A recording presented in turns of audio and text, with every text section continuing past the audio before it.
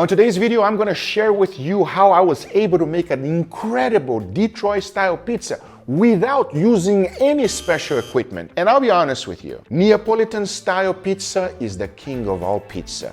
But this one is in a whole other level, everybody. Enough talking, and here's how I like to make it. The first and most important thing we gotta make is the dough. Into a container, you wanna throw in 560 grams of bread flour, followed by 14 grams of salt and 7 grams of yeast. Now mix everything well and combine those ingredients and set it aside. Into a separate bowl, combine 470 grams of warm water, followed by 16 grams of extra virgin olive oil. Lastly, throw all of that mix together with the dry one. And all you have to do is to stir everything around until you have no longer any flour left on the bottom. This literally takes about 30 seconds. In the end, take a look. You don't need to do anything else because now all we need is time. So you want to cover it up and put it in a slight warm environment. My oven can go as little as 100 degrees Fahrenheit. So I can put it in there and leave it for 30 minutes so that the yeast can do its job. Because after about 30 minutes, grab another bowl full of lukewarm water and we're going to do something that is called stretch and fold. The key here is to fold the dough into itself 4 times. Because once you've performed 4 folds, cover it up and put it back in the oven for an additional 30 minutes. You want to repeat these steps about 4 to 6 times. Once you've completed the process, uncover it and take a look at the dough. You will notice it's full of air. That's because all of the steps were done properly. Take a look. This thing is full of bubbles. That's what you want. Everything is alive and the dough is now ready for the next step.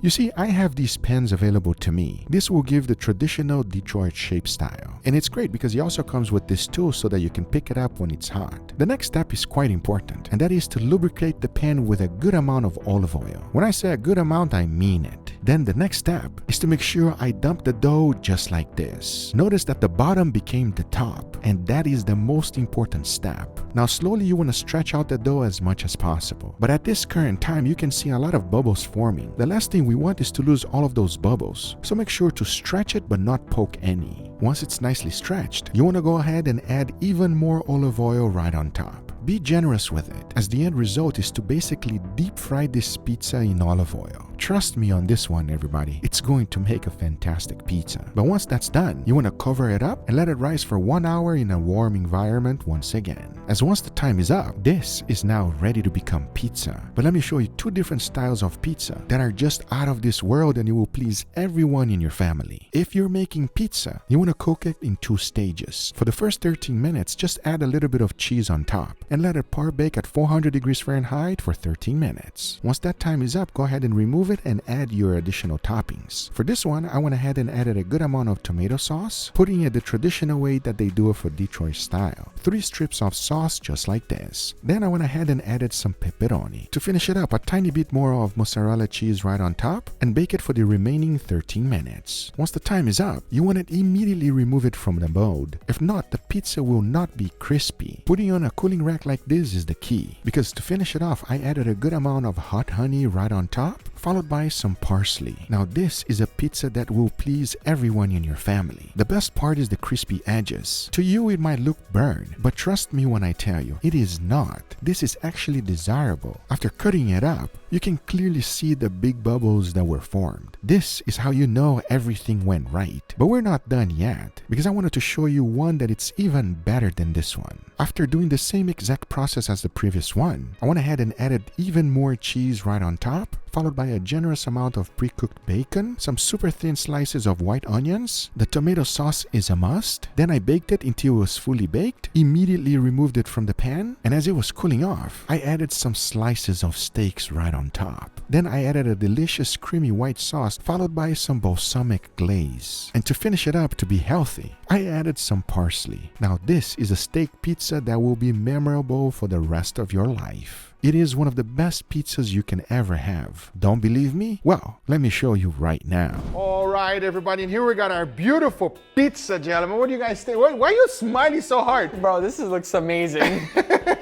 On all the other channels, I've eaten duck, chicken, dick. Damn, bro. And he liked it. What the All I'm trying to say is the pizzas look amazing. Thank you, Lee. I appreciate that.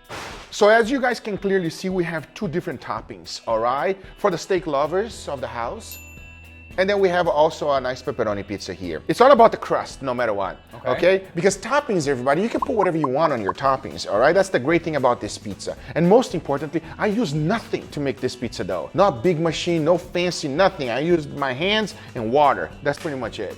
That's actually impressive. I know, and the bubbles that come out of it is quite impressive. So now we're gonna taste both, and you guys let me know which one you like best. I highly recommend grabbing the edge. Yeah? Yes, because of the crispiness. Go for it. I mean, take a look at it. Can you see the bubbles? Look at the bubbles. That's what you want. You want some nice, big, fat, chubby bubbles. This thing looks like a sponge. Enough talking, let's give it a try. Cheers, everybody. Cheers. Oh man. Wow. I rest my case, everybody. That's a 10 out of 10. We'll highly recommend. Do it at home right now. Are you all right? This is amazing. This is a pizza that'll put Pizza Hut out of business. Oh, Let me no, tell you. 100%. The outside is so crispy and crunchy, but the inside is so fluffy and airy. And that honey kind of like, because of the heat, it almost caramelized a little bit. Yeah. So it adds another layer of crunch that makes it so flavorful and amazing. Damn, Leah, look like you're crying. Bro, this thing is good. This is a pizza that Vito Nice. would be proud of. The amount of little bubbles. Yeah. Like, it literally looks like a sponge. This is crazy. And I don't know if you guys got to hear it when we took a bite, everybody. Listen to one more time. That crunchiness is on another level. That is a fantastic pizza. If you like pepperoni, you're gonna love it even more. We are steak lovers. I wanna try this. Can we try this? Yes, sir. That pizza was delicious, but this pizza looks incredible. Enough talking, let's give it a try. Cheers, everybody. Cheers.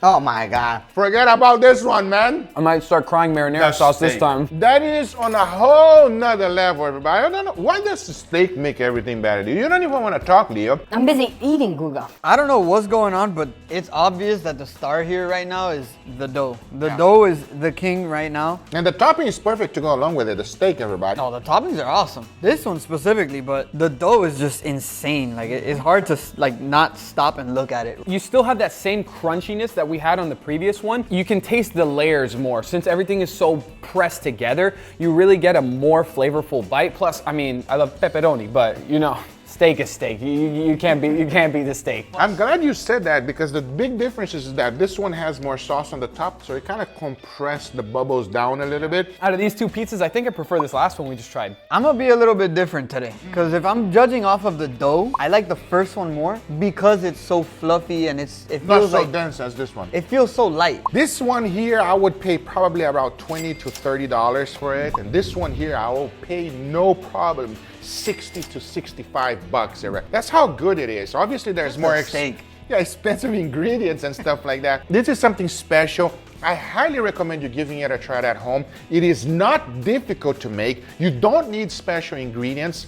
You do need a nice, beautiful steak. And don't forget, all of my products now exclusively available at your local Walmart. Let me show you the exact locations you can find it in every store. It's going to be right here. They call this area As Seen on TV or Trending Now. We got the one-of-a-kind burger press. You can't find this griddle anywhere because it can be used in any surface. And let's not forget about the marinating kit. And if you want to keep your grill nice and clean, I got you covered. Thank you guys so much for watching this video. Don't forget to subscribe, and we'll see you guys on the next one. Take care, everybody. Bye-bye.